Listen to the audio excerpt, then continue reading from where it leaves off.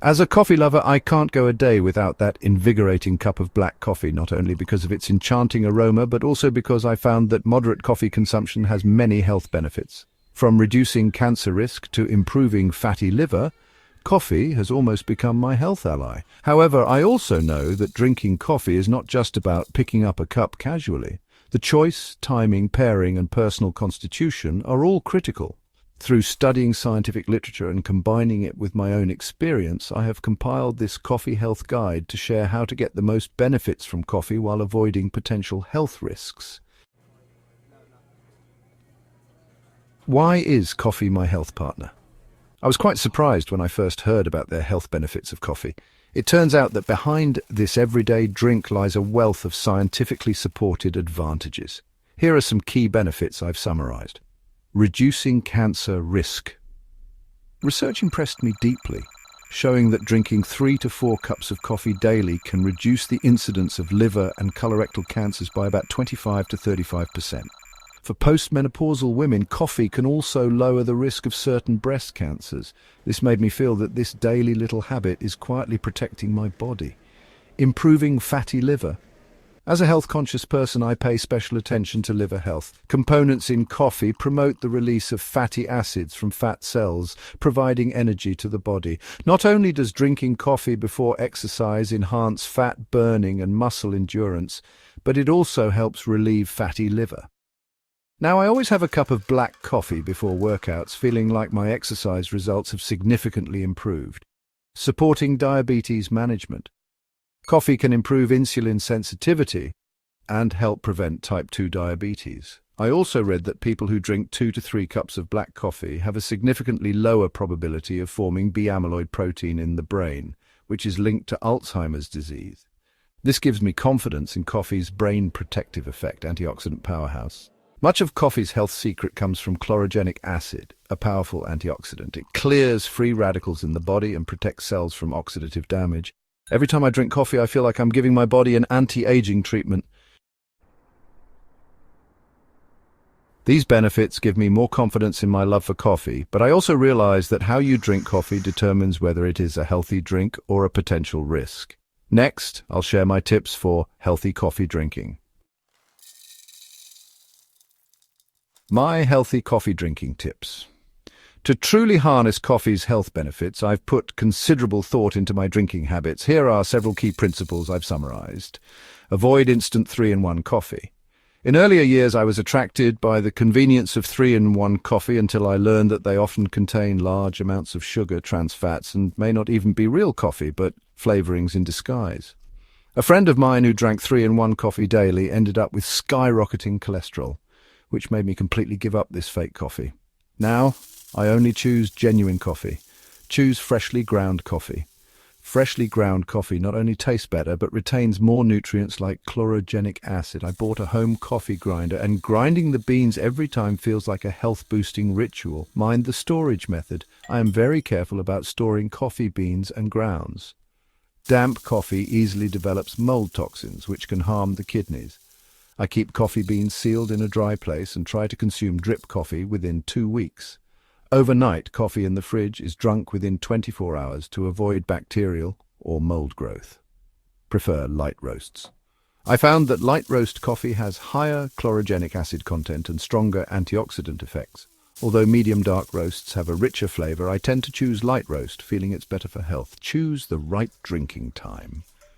I used to drink coffee immediately upon waking, but later learned this might interfere with cortisol secretion. Cortisol naturally rises upon waking, helping us become alert.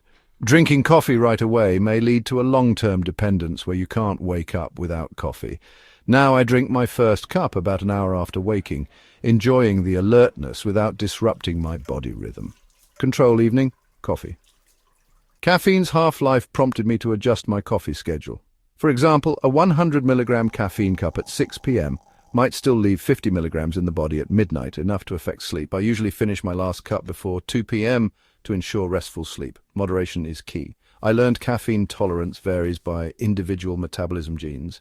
I tolerate about 200 to 300 milligrams daily, roughly 2 to 3 cups of Americano, comfortably. Too much makes me jittery or disrupts sleep, so I adjust intake based on my body's feedback and suggest you find your own comfort dose. My coffee pairing experiments have been quite the journey. To make coffee both tastier and healthier, I've tried some pairings, and here's what I found. Milk. I'm not lactose intolerant, so I occasionally add a bit of milk for a silky texture. Though coffee might slightly affect calcium absorption, a little milk still supplements calcium. I try to avoid sugar to stay healthy. Soy milk. Soy milk is my recent favorite. It's rich in plant protein, suitable for vegetarians or those reducing dairy. I find coffee with soy milk tastes milder and adds nutrition. Cinnamon. This is my favorite pairing. Cinnamon can improve insulin sensitivity and complements coffee's blood sugar lowering effect. Sprinkling cinnamon powder in black coffee feels both healthy and a bit luxurious. Green tea. It sounds unusual, but I actually tried green tea coffee. Mixing half coffee, half green tea reduces caffeine content.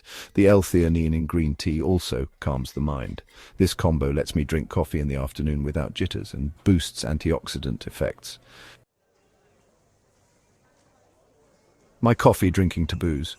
There are minefields when drinking coffee too. I've stumbled into some pitfalls, but have learned from research to avoid the following mistakes. Don't drink coffee that's too hot. I used to like drinking piping hot coffee, but later found out that beverages above 65 degrees Celsius may increase the risk of esophageal cancer. Now I wait for the coffee to cool down a bit to protect my esophagus. Smoking and coffee is a big no-no. Although I don't smoke, researchers warn me that people who smoke and drink coffee have a 4 to 5 times higher risk of esophageal cancer. Caffeine also speeds up nicotine metabolism, which might cause people to smoke more, creating a vicious cycle. Coffee and alcohol equals disaster. I occasionally attend parties and have seen people mixing coffee with alcohol thinking it's cool, but this is really dangerous. Caffeine slows down alcohol metabolism, causing it to accumulate in the body and may worsen fatty liver and cancer risk. Keep supplements and coffee apart. Sometimes I take calcium tablets or B vitamins and found that coffee interferes with the absorption of these nutrients. Now I wait at least an hour between drinking coffee and taking supplements. Don't drink coffee right after iron supplements during menstruation. As a woman, I eat more red meat to replenish iron after my period, but drinking coffee immediately after affects iron absorption. I wait an hour before enjoying coffee.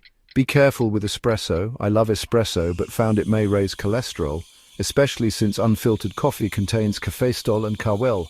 I now drink more pour-over coffee to reduce the impact of these compounds. Situations where I don't recommend drinking coffee. Although I love coffee, I understand it's not suitable for everyone. Here are groups I recommend avoiding coffee and the reasons why. People sensitive to caffeine. A friend of mine experiences palpitations and dizziness after half a cup of coffee, possibly due to weaker liver enzymes metabolizing caffeine. If you feel uncomfortable after drinking coffee, consider reducing or avoiding it. Hyperthyroidism. Caffeine worsens palpitations and hand tremors. I know a hyperthyroid patient who quit coffee entirely for this reason. Osteoporosis. Excessive coffee may affect calcium absorption. I suggest friends with osteoporosis limit to 1 cup a day and eat more calcium-rich foods. Gastric patients. Coffee stimulates gastric acid secretion. When I have acid reflux, I pause coffee drinking to avoid worsening symptoms.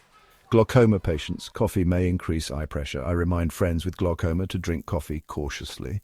Autonomic nervous system disorders or insomnia. Caffeine worsens insomnia and anxiety. I reduce my coffee intake during stressful times. Children. I'm strongly opposed to children drinking coffee. Caffeine may affect growth, calcium absorption, and neurological development, leading to insomnia or emotional instability. Caffeine in chocolate should also be limited for children. My coffee philosophy: moderate, healthy, enjoyable. For me, coffee is not just a stimulant but a healthy lifestyle. However, its benefits only come with the right way of drinking. My experience is to choose fresh, lightly roasted, filtered black coffee without sugar or creamer. I drink it about an hour after waking up and limit myself to 2 to 3 cups a day. Adding cinnamon or green tea can enhance the experience, but avoid hot coffee, mixing with alcohol, and other bad habits. If you're sensitive to caffeine or have specific health issues, listen to your body's signals and drink moderately or avoid it. Through years of trial and error, I have found a way to enjoy the aroma of coffee while protecting my health. Every time I hold that cup of lightly roasted black coffee, I feel like I'm recharging my body and mind. How about you? How do you drink coffee? Feel free to share your coffee stories and let's explore together how to make this beverage healthier and more delicious.